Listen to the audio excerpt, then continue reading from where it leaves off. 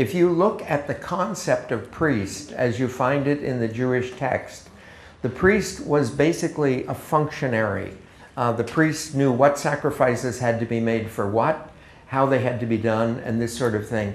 If you notice in the scriptures, Jesus never has a discussion with the priests.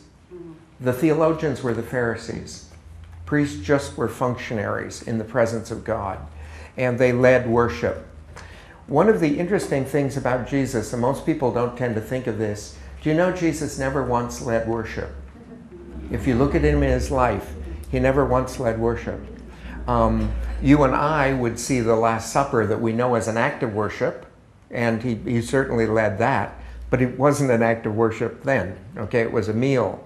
And how did Jesus exercise priesthood?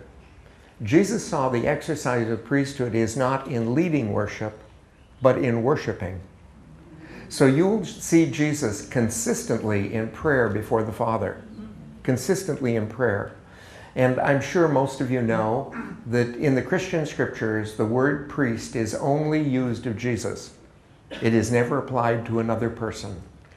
Paul will talk about you and I doing priestly ministry, but he doesn't talk about us as priests. That Jesus forever will remain our priest. There's no other priest. Jesus forever remains our priest.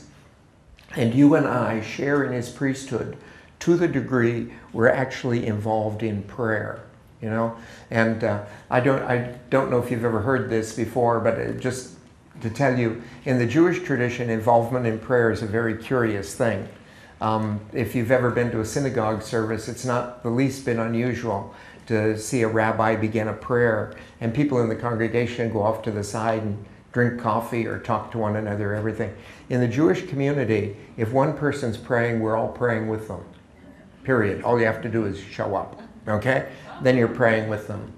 Now, if you're sitting there and beginning to nod off asleep, the rabbis are not sure you're praying, okay? Once you blank out, they know you aren't, okay? But do you know where this is very important is at the Jesus in the Garden of Gethsemane.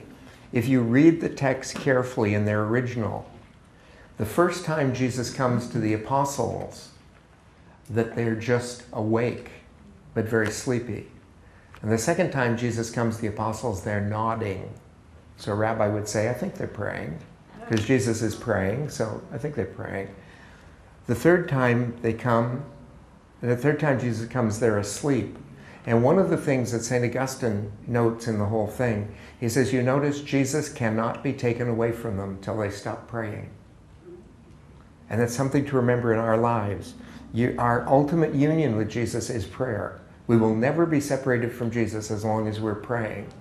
And that's why he says, pray always. Okay? Pray always.